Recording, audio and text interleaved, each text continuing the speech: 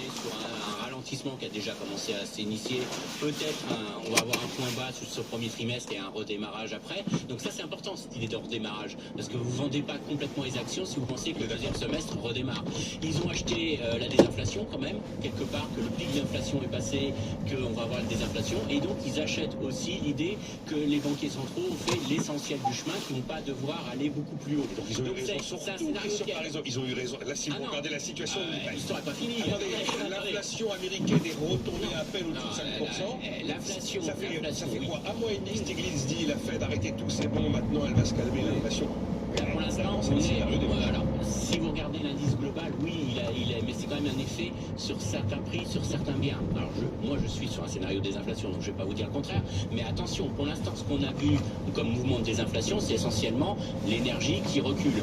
Et ce que veulent les banquiers centraux, c'est un recul généralisé de l'ensemble des prix des biens. Et si vous regardez les indices, on exclut un peu les mouvements extrêmes de certains prix, vous n'êtes pas du tout sur un retournement de l'inflation. Pour l'instant, vous êtes sur ces indices qui enlèvent ce qui a le plus monté, ce qui a le plus baissé. Alors vous prenez les 10% des biens ou les 30% des biens qui ont plus monté ou plus baissé, c'est ce qu'on appelle les derniers streams. Si vous prenez ces indices de prix-là, vous voyez très clairement qu'on n'a pas atteint le pic d'inflation. Donc prudence, je ne dis pas que moi j'y crois, je pense qu'on va y arriver, mais on n'y est pas encore. Mais ce qui est surtout important, c'est qu'on a acheté le scénario tiède.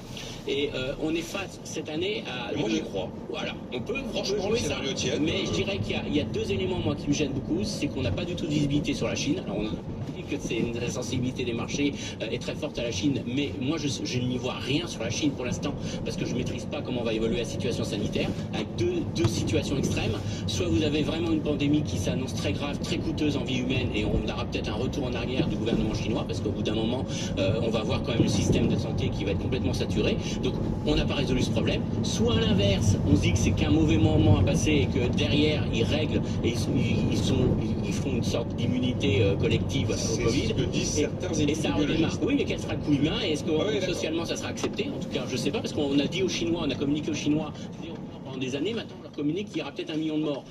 Excusez-moi, ça peut aussi entraîner des troubles sociaux. Donc je pense que l'histoire... Mais alors avec un autre risque, c'est que si la Chine redémarre trop vite, eh ben, ça va relancer, et c'est un peu paradoxal peut-être de dire ça, mais si la Chine redémarre très vite et que le gouvernement chinois fait un vrai plan de relance pour démarrer, ça va relancer les prix de l'énergie vers le haut, parce qu'on a un gros problème aujourd'hui, c'est qu'on a exclu du marché, on essaye d'exclure du marché pétrolier la Russie, gazier et pétrolier la Russie, donc on n'aura pas l'offre russe qui va revenir sur le marché, où il sera très contrainte, et donc on va créer des tensions inflationnistes très vite, et très vite les marchés vont se dire, ah bah les banquiers centraux n'ont pas fini et le pic d'inflation n'est pas passé. Donc soit ça va très bien en Chine, et c'est pas bon, soit ça va très mal et c'est pas bon. Donc il faut vraiment le scénario tiède. Alors c'est un peu pas, vous voyez que le scénario tiède il tient pas à grand chose, et je maîtrise pas la Chine. Et puis dernière chose qu'on maîtrise toujours pas, qu'on veuille ou non, là pour l'instant on a plutôt des bonnes nouvelles, mais c'est le prix du gaz. Le prix du gaz 72 € le mégawattheure sur le marché néerlandais. Mais en grande partie qui réagit aux conditions météorologiques, et franchement on ne sait pas si l'hiver sera encore doux dans les prochains mois. Donc encore beaucoup d'incertitudes, et au contraire, voilà. Maintenant, est-ce qu'on est dans ce scénario tiède? C'est vraiment la clé aujourd'hui pour cette année. Je vous pose la question justement, maintenant qu'on a fait un petit tour du bilan boursier 2022, Olivier Babot, c'est quoi votre scénario? J'aime bien le scénario tiède. Puis d'ailleurs, tous les conjoncturistes pensent que le pic d'inflation c'est pour le premier semestre, que effectivement aux États-Unis la désinflation a commencé, que probablement ça va calmer la Banque centrale. Vous en pensez quoi? Moi aussi j'ai envie d'y croire, mais moi j'essaye de ne pas confondre en général mes croyances et mes souhaits, si vous voulez, en quelque sorte. C'est-à-dire qu'à un moment donné, il faut regarder un peu les éléments. Alors, sur la bourse, les gens ont du mal à comprendre pourquoi parfois les marchés peuvent être plutôt en hausse alors qu'il y a des mauvaises nouvelles. Ce qu'il faut comprendre, c'est qu'en théorie financière, les marchés à tout moment intègrent l'ensemble des informations qu'ils ont. C'est-à-dire qu'ils anticipent des mauvaises nouvelles. Donc quand les mauvaises nouvelles sont moins mauvaises qu'anticipées, eh ben, c'est paradoxalement une bonne nouvelle en fait. Voilà. C'est comme on dit, le marché price en amont le risque. Exactement, c'est-à-dire que toutes les informations, ce qui peut se passer, voilà, toutes les informations sont en permanence, et dès qu'il y a un nouveau truc, et ben forcément ça va jouer, ça peut jouer en quelque sorte en décalage. Alors dans tous les éléments qui arrivent, effectivement tout ce qu'on peut dire c'est qu'il y a une somme d'incertitude qui est immense. Mais finalement il faudrait pas grand chose pour que cette situation soit formidable. Regardez l'Ukraine, si on ne sait jamais, Vladimir Poutine a une sorte d'illumination de paix, l'impact d'une paix en Ukraine serait ça change la donne. Ça change totalement la donne. Le fait que sur le champ sanitaire, ça se calme, ce serait formidable. Pour l'inflation, évidemment liée à l'énergie, la météo va être décisive. Si tout d'un coup on a si on a un hiver extrêmement chaud, ça continue quand même à lever un petit peu la tension sur l'énergie. Ça dépendra aussi des décisions de l'OPEP. Il y a aussi des éléments tels que le niveau de l'euro qui s'est plutôt amélioré par rapport à 1,06. Ça fait de l'inflation importée, donc ça c'est très très bon quand même qu'on soit remonté au-dessus alors qu'on commençait à descendre de façon très inquiétante en dessous de la parité. Ça c'est plutôt une bonne nouvelle. On a tendance à penser que l'inflation commencerait à atteindre un pic. Alors attention, en France on a l'impression que les salaires auraient plutôt plus augmenté qu'ailleurs.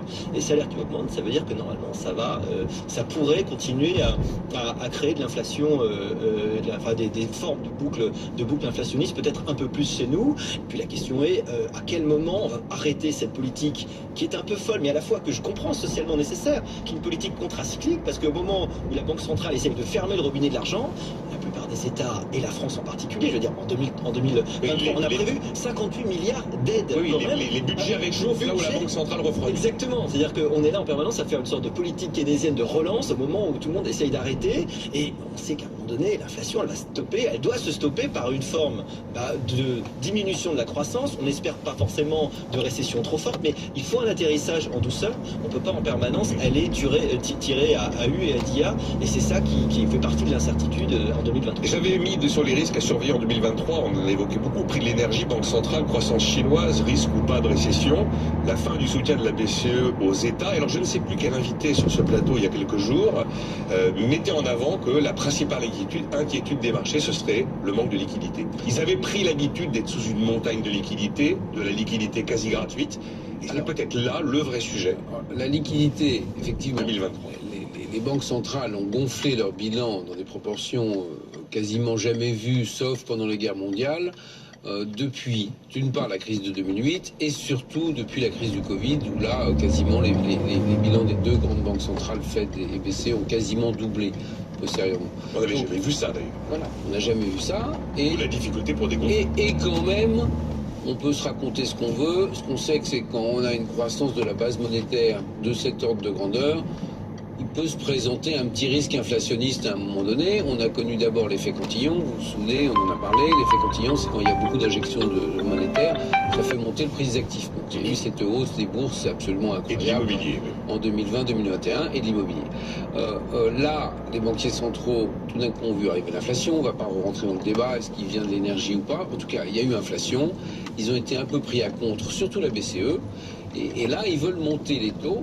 Bon, donc ça, c'est une forme de diminution de la liquidité parce que c'est moins cher. Deux, ils finançaient de façon colossale les banques par des mécanismes qui appellent TLTRO. Et là, ils ont commencé à inciter. C'est du refinancement à prix préférentiel. Incité au remboursement.